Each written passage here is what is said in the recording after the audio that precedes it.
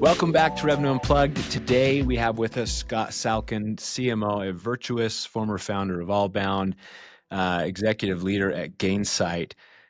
He's been leading marketing and go-to-market strategy at market-leading SaaS platforms throughout his career.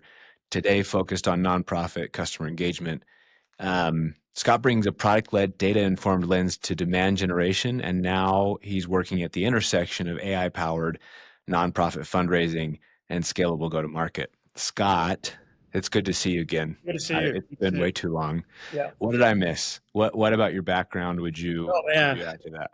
that's bad. I mean, what have I done? Yeah. I also ran a marketing agency, a demand generation agency for almost 10 years, based here in Phoenix, Scottsdale area, working with B2B companies, startups to, Fortune 100. That led me into starting my own. And then, yeah, getting to be in the lens of, grow and go to market over at Gainsight. We went from, 30 million to 300 plus million, and now kind of hopefully going on that same journey here with Virtuous. So yeah, been fun and get to see a lot of things.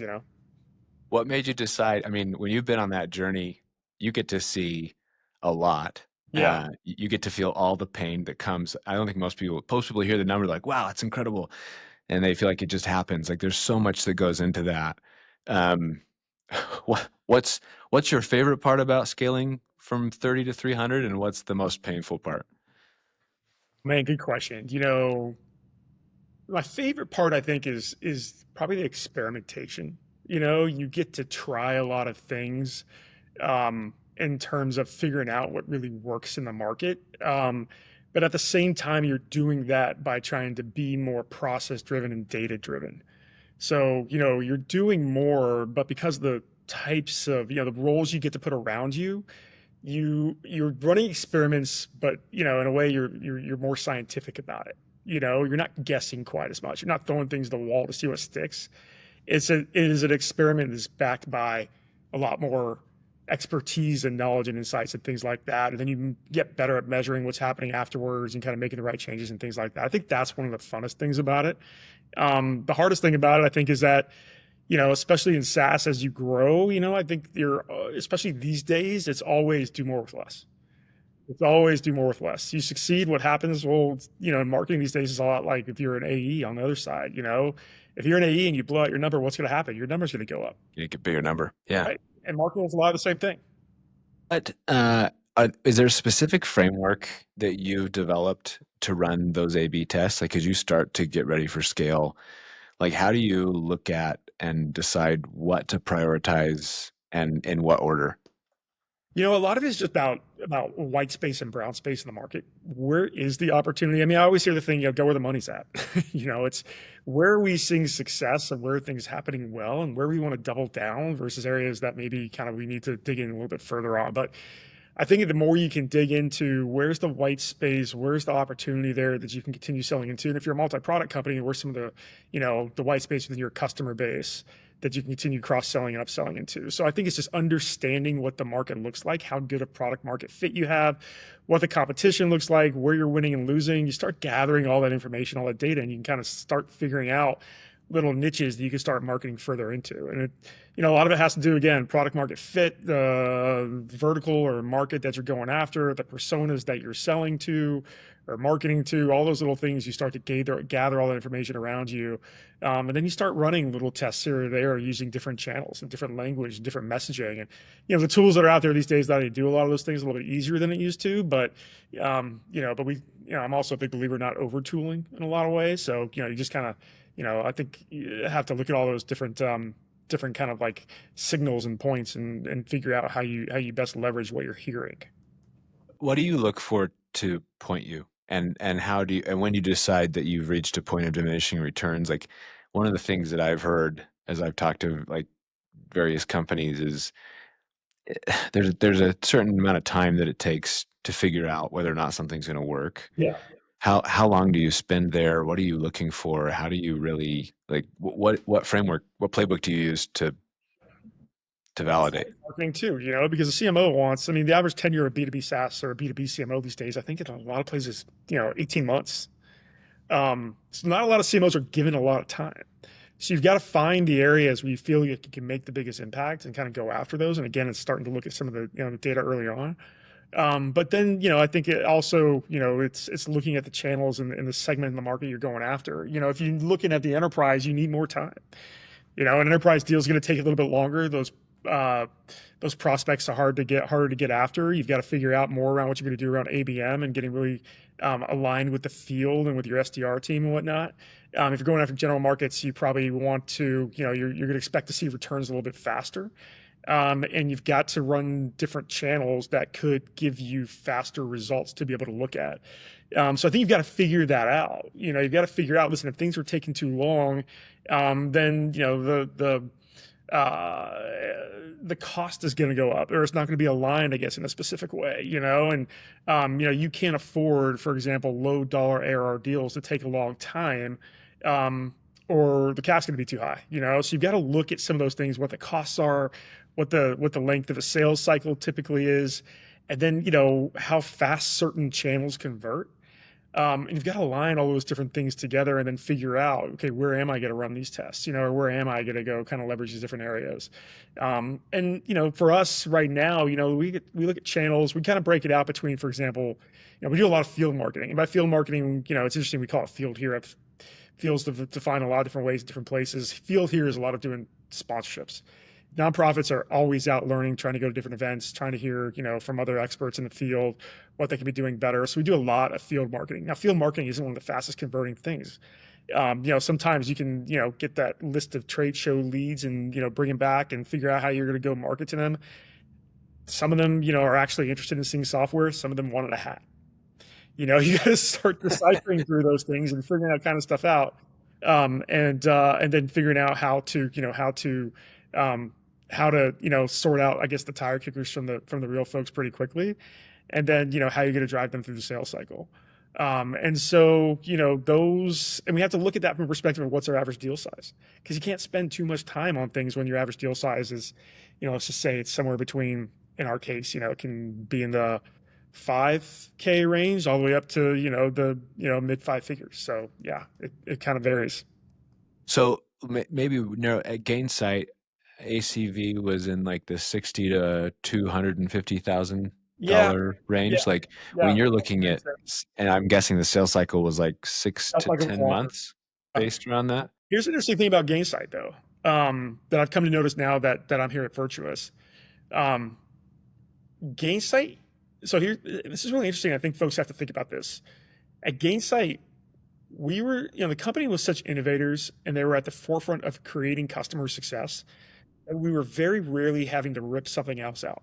We were not replacing anything. We were more selling on the art of the possible and what customer success meant. And so there's a different challenge there and the value of customer success and how it could change an organization.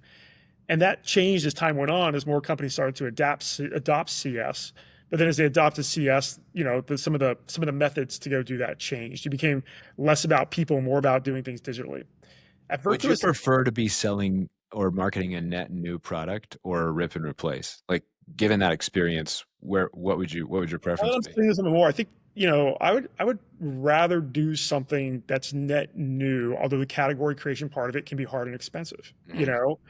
When it's more rip and replace. So in some cases, you're going and trying to replace a CRM or trying to replace a marketing automation platform or something else. There's a lot of timing involved there, a lot of timing. And so, you not only have to figure out, hey, listen, how are you doing with the platform you have now, which is a big question. Where are you seeing frustration? Where are things not working well? Where can we be better? What value do we bring that they don't? But then also, what if they just renewed for 3 years? What are you gonna do? How you gonna combat against that?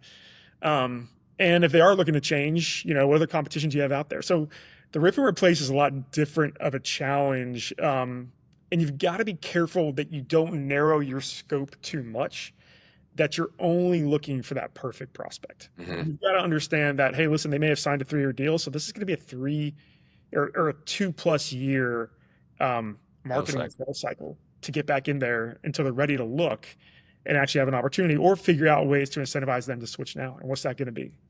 So there's different challenges, but Gainsight was very unique because it not only created the technology movement, but it also created a career path, a profession so to say, creative profession of customer success. So it's a little bit different. So yeah. So, I might call you the godfather of Oh, channel, right? You created the first CRM all-bound that focused on, like, channel partnerships. You've spoken unofficially about, like, the power of partnership ecosystems. yeah. How do you see like, what do you think the future of CRM is, and how do you see AI amplifying partner source demand in at Virtuous, what you're building at Virtuous? Man, yeah. Godfather of anything is a big name. I remember when you Yeah, launched Allbound, I remember thinking, like, it's one of those ideas where you're like, "That feels so clear." Why yeah, like, yeah. I was building eViz, I'm like, "Why couldn't I have thought of something like Yeah, that?" just partner relationship management, and actually there's other companies out there that are actually doing it, partner relationship management. Man, they got really ticked off at us back at the very beginning. Like I had a VP of marketing at a conference once, like almost like chased me down the hall because he was so upset that we were coming in and like trying to disrupt and lower prices and things like that. So it was fascinating back in the day. But you know, getting back to like where kind of partner ecosystem is going, and then also CRM. You see what companies like Salesforce and those doing now. Just even today. I mean, today, OpenAI made the the OpenAI ChatGPT 5.0 announcement, and you just see how the whole uh, application layer or engagement layer that folks are leveraging to engage with their data is completely changing. Completely changing. I mean, even some of the things they're doing around voice and just around querying and things like that. I think all of that around CRM. I mean, the one advantage, for example, that Salesforce has is it's less about the front end than it is about just the backbone that they've built and the amount of data that they house and how they can partner with AI applications and tools like Slack to bring that forward. So I think like most CRMs and tools, and like back in the day with Allbound, we differentiated based on UX and based around easy to use and things like that. That whole layer is about to just like it is already changes and it's going to change even more. And even if it isn't about UX, someone can get onto OpenAI and within 10 minutes start building a new type of UX that specifically suits them and their business to engage with their data. So I think that is going to be one of the biggest changes that we experience. It's not only just how we engage with our data, but how quickly some of these AI models and the tools out there you know um, are able to help us or help anybody go and pull the information they want out really easily. Like even just little things, for example, we're doing things like generative filters, which sounds like a generative filter. What is that?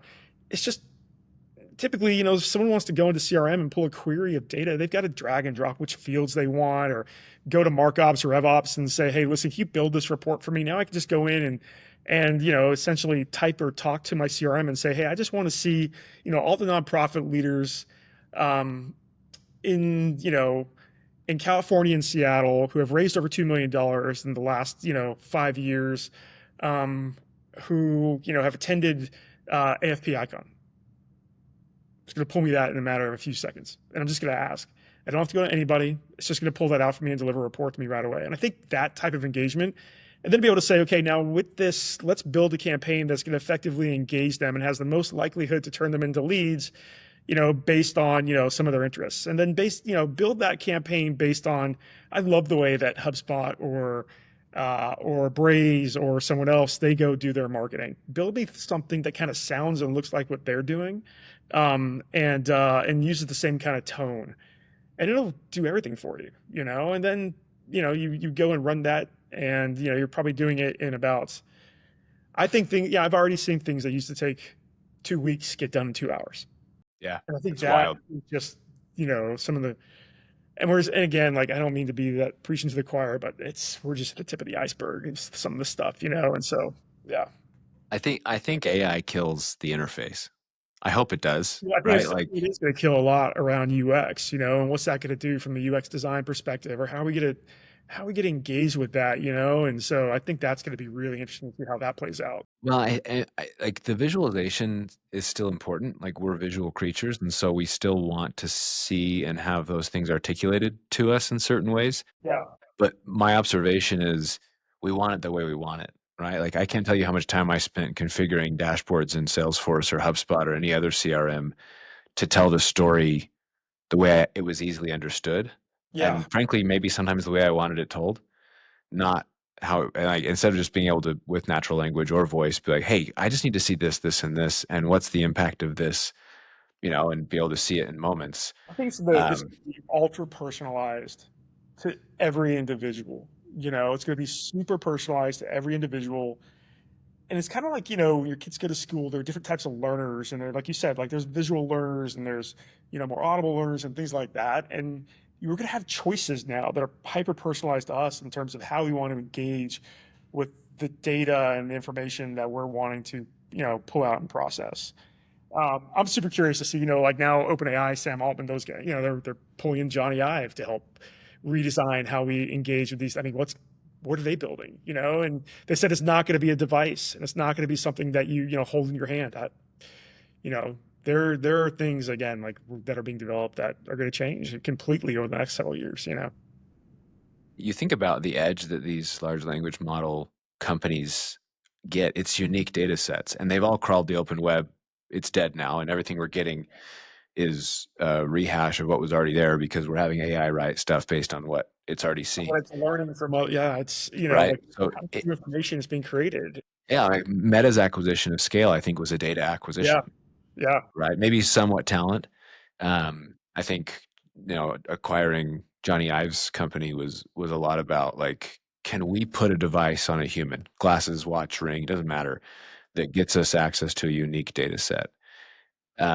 So as you're thinking about go to market, like if you were advising uh, growth stage companies who haven't dove in feet first, maybe they have ChatGPT writing an email or drafting content, like where would you point them as the first opportunity as they're architecting the go-to-market strategy with that type of. I think the first opportunity around it is really nailing product market fit, actually, and really getting to know your market better, and your competition better, and what the challenges are better, and what, really being into, where can you uniquely solve those and differentiate yourself. I think we worry about, okay, let's go run demand gen and just go run campaigns. And, it goes back to the old, um, you know, debate around, is it, product marketing or demand generation first? And a lot of companies pick demand generation. And that's more the throw to the wall, see what sticks model. Now you can go nail product marketing, which I think is so important, to be able to do How demand work. would you do that, Scott? Like if I how mean, would you, like, what would you architect to nail product marketing? I would go and build custom GPTs right off the bat to try and help me, understand everything that's happening in my space. Everything that's happening, research everything you possibly can, build a custom GPT that knows everything about your competitors, everything about their customers, everything about their personas you're going to market, reads every publication that your personas are looking at and reading, knows all of their challenges, knows all the events taking place, just knows your market inside and out, and it really helps you clearly understand the challenges that they're having and how to then solve those challenges, and then help you figure out how you then solve your challenges with those products, and then how you articulate that back to that audience in the places that they are. You can run this whole flywheel within there, and you can do it in a matter of, I mean, listen, at the end of the day, if you know how to prompt it right, you can do it in a matter of minutes, if not hours. It is Where in honest. past tense, that would have taken weeks, if not months. So And I that won't say. that I I think won't- is huge. Yeah, that's why I won't say I've written code, but I've copied and pasted code Yeah, and yeah, gotten it to work, and it makes you feel like a genius. I went to my engineering team. Is this how you guys feel all the time?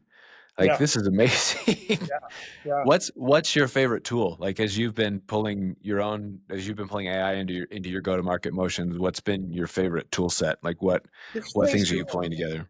I mean, honestly, leveraging, ChatGPT to go and build custom agents, or leveraging, I mean, it's less ChatGPT, it's more OpenAI, leveraging tools from OpenAI to go build agents. build go-to-market agents around specific things. Data tools, I mean, things like Clay are really interesting around how they can help you append data, look what you've been doing, run more sophisticated campaigns that are specifically targeting folks. I think that's really interesting. Everyone's trying to build things into existing tools right now as well. For example, we're HubSpot users. They've done a lot of really interesting things, just building Breeze and some of the things they've done in terms of adding more insights and be able to plug into different tools with their AI capabilities. Trying to think what else. Um, yeah, I mean, I think that's a lot of it, and I think the other thing, I haven't, for example, gone real hard at some of the things around, turning that then into a video or taking this then doing specifics. The design that I've seen, some of the output that I've seen still around B2B, I would say just like the actual creativity isn't there. That's where you still need some of that human emotion that AI can't quite provide. Um, but I think in terms of the more you leverage it from the data perspective and from like the just give me the insights, um, that is where I think most of the value is right now. I think that'll change. I think it'll continue to improve. But I think that's where I'm getting the most value out of it right now. It's interesting. The big unlock I've seen, I think you followed these playbooks at Allbound and Gainsight. You're probably doing it at Virtuous, but like it allows you historically you'd run account-based marketing campaigns and you could maybe choose your top 10, 50, and 100, and you'd segment how deep you went on each of those based on how many resources you had internally. The like clay.com paired with all the data it can enrich and append, you can now do like I'm calling it person-based marketing, where Yeah, you can actually get to the human level and speak to them in a way based on their writing and their profile that is going to resonate most with them as an individual. yeah, Approach Scott directly. Don't cut the fluff, get straight to it, ask him a question. Brett might need a little bit more of a, hey, how you doing? um, but it's just wild because you like, again, we'd spend months and months picking apart an account, figuring out who the target buyers were, crafting messaging to them, being in the right place at the right time. And it accelerates it in ways that are just kind of insane. yeah. It's going to be the challenge that's now going to create more so, I think, are going to be very much on the personnel side for leaders. It's good really figuring out, making hard choices, making hard choices both in the, hiring of folks, but also in, the attrition within the organization and how things happen and where you hire and where you don't and where folks go. I mean, we've talked, I mean, you talk about it a ton, but just, I mean, the formation of a go-to-market org and the makeup of it is, I think, going to change pretty radically just over the next like 18 months. Yeah. It's what I think it's started to allow us to do is scale taste, meaning when I approach like a marketing campaign, I'm looking through a very specific lens. And I found historically I spent a lot of time making sure my team was aligned on the tone, the voice, the imagery, like all the brand, right? Like we'd spend so much time defining brand standards so that they could go execute without me being there so close. And now you can spin that material up, that's not right. Make a tweak, do this, not that. And so it does, I think it fundamentally changes the makeup of the go-to-market team. Yes. And that's maybe leads to my next question. Like, if you were starting from scratch, what team would you build? Like, what would your team look like to on the marketing side of the GTM machine? Um, what would it look like? Um, that's a really great question. Starting from scratch, I think I would still want um, a product marketer and a demand gen leader or headcount who can work together, but their jobs would be a little bit different than what the job is now. I think their job would be a little more general, and part of that would just be being learning, being able to leverage the technology that's available to them, without the question. I feel like the first question you get from a lot of folks these days are, well, when am I going to be able to make my next hire? And I don't want the person who's going to ask me that first. I want the person who's going to come in and they're going to be able to work together to be able to prompt the right information to get the data that, leveraging the data that they need to get the returns to be able to do, to be able to get the same results by, I guess at the end of the day, spending a lot less, So I'd still want that there. There wouldn't be as much, I hate to say this, copywriting or design or dev or things like that in house.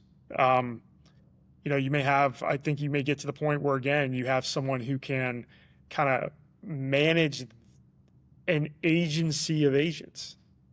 Here's what I Yeah, think the it's happened. biggest, Yeah, I don't know. yeah, the biggest skill set unlock. Like I agree with what you're saying, and the skill set I'm looking for constantly are systems architects, but in their own vein, right? Like I don't need a Yeah, like technical engineer. analysts or, I'm not sure yet. Yeah. Well, and the reason I say system architect, not in the traditional sense of like you know how to write code, but like you know how to identify the process that it takes to get to a certain outcome and the Yeah. inputs that go into that process. And it's hard if you look at like people coming into the workforce, that skill is one you gain over time after you've built a few times. You can start to deconstruct something, but once you can deconstruct it, you can apply specific agents to the workflow Yeah.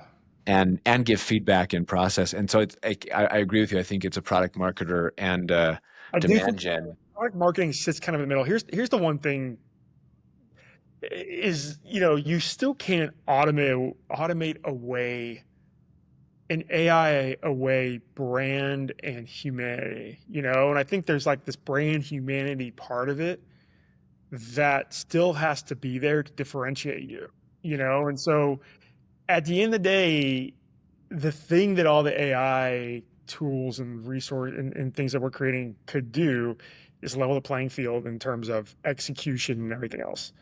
So what may So actually be the thing that helps you differentiate is not all these incredible things we're creating in the AI. It's the brand humanity that you're able to maintain and actually be able to maintain some face to face with your customers. I 100% agree. Different, If I were, we both started and led and continue to grow VC backed or PE backed companies. If I were investing professionally today, I like the real edge is it's not technology anymore. It's data Yeah, sets, it's brand, yeah, and it's how quickly can you assimilate the technology that's coming out into it to benefit the end user. But historically, it's been like you can buy brand. Like it's got to become way more authentic yeah. now. Like you have to live the brand. I totally agree. I think there are things that, uh, I don't know. I started my career back at Cisco Systems back in the day, and I remember, being an account executive. We were basically running our own business, and we were challenged all the time with going and, again, like I'd go to, you know, what's an example? Like, steakhouse, whatever, in the middle of the day, Capital Grill, have, invite, try and get 10, 20 people to fill a room, have a bunch of conversations, get them to chat with each other, maybe do a quick presentation. A lot of that kind of went away, I feel like, over the last like 10, 15 years, especially post COVID, when everyone's started getting back and doing everything remote. I think you've got to bring some of that back. Executive briefing centers, things where you can, really be different than your competition, because I don't think not very many companies are doing it. And I think it is that like human side of things that are still going to make the difference at the end of the day. Um, or at least help if you're in a really close battle with another competitor, push you over the edge, I So 100% agree. I think it's still about pressing the flesh and like building a relationship. And because when the AI inevitably like fails and we have to correct it, like who's going to fix it? You want to make sure. So as we wrap, one of the things I've seen recently was Virtuous has moved to the chief AI officer. yeah, Vince What Chappelle, yeah. what big things are you guys thinking of? Like, is that being applied mostly to internal operations? Or is that focusing more on product? Oh, Like, where do um, you guys see the future going? And what are you guys cooking at here's the interesting thing internally that I think a lot of companies have to think about, and I think our education system has to think about this too. And I've seen some really interesting stuff lately. Is that it's funny because my kids, I've got 11-year-old twins and I've got a 7-year-old little boy, and you see all these things happening in school, and I think it goes back to like when we were kids and using calculators and scientific calculators to age us, but it's considered cheating, and even so right now, hey, don't go have AI write your paper. Don't go have AI help you with this. Then you get in the work world, it's like, have AI help you with this. You better be using AI. You better be using AI. And I actually think a lot of people in like, not the real world, but in the professional world, still are afraid that they're cheating by using it. And it feels like, well, maybe like they're not going to see me as being as valuable. And so there's this weird thing that's happening. I was just like, don't use the calculator to figure this out. Doing it in the real world, it's like, use a calculator to figure it out. Well, to your point, I had a team member deliver something incredible. Like they Yeah, nailed it the other day. I was like, "Did you yeah, use AI for this?" And they were kind of like, and I was like, I hope so. If you yeah, did, amazing." And they were yeah. like, "Oh yeah, I did." I'm like, "Well done." Because you Yeah. did this in 5 minutes and it would have taken you 5 days. I completely agree, and I think we have to get over that. We have to, like, teach that because I still think a lot of folks in, professional world are looking at it as they were a little bit afraid to admit that they're leveraging it and that you need to. So I think that's an interesting thing. Now with Nathan, we brought Nathan on. He wrote a book around nonprofit AI, and his where he's really bringing value is absolutely internally in terms of operationalizing things for us. I think everyone's trying to push the envelope and trying to reward teammates to think outside the box and use AI, but also just in helping us figure out product strategy and how we're kind of like trying to lead the way and leading the way in terms of thought leadership around AI, helping companies understand it, how to use AI ethically, and use it in a way that is going to help them grow without feeling like they're, putting their constituents at risk with the data that they're sharing, and B, just using it in ways that may not be, I think, looked at favorably in the public. So there's a lot to think about when you use it. Nathan's helping us with that, but then also, there's only so much you can talk. So there's only so much talk can do until you actually start delivering product. And so then figuring out, again, going back to understanding the market, what they're doing, how they're adopting things, and how we build better tools to serve our audience. And those are some things that are really, I think, important. And we're starting to build more and do more R&D and release more tools and products here in the AI space. A lot of it around data, and then a lot of it around, listen, I mean, everybody's being asked to do more with less. No one more so than folks in the nonprofit space. If you only have specific fundraisers, or a certain number of fundraisers or major gift officers or whatnot to be able to go raise money, grants and the whole world around grants and federal funding have completely been thrown on their head. How are you going to do more with less? How do you do more with less? How is a single major gift officer going to scale the number of donors that they manage while being able to have that personalization and human touch that they have? So how do you scale those things cost effectively? It's been really hard for nonprofits to do that in the past. Now AI and other tools are making that easier for them. So I think those are some of the things that you look at that are going to make a big difference for them, and other things like we were talking about generative filters and all these other areas. Well, Scott, I appreciate you taking the time. For the audience, as you're looking to scale AI, start with the basics. If you For sure. liked the episode, like, subscribe. But really, at the end of the day, I think the key takeaway for me is figuring out the processes and workflows to do more with less.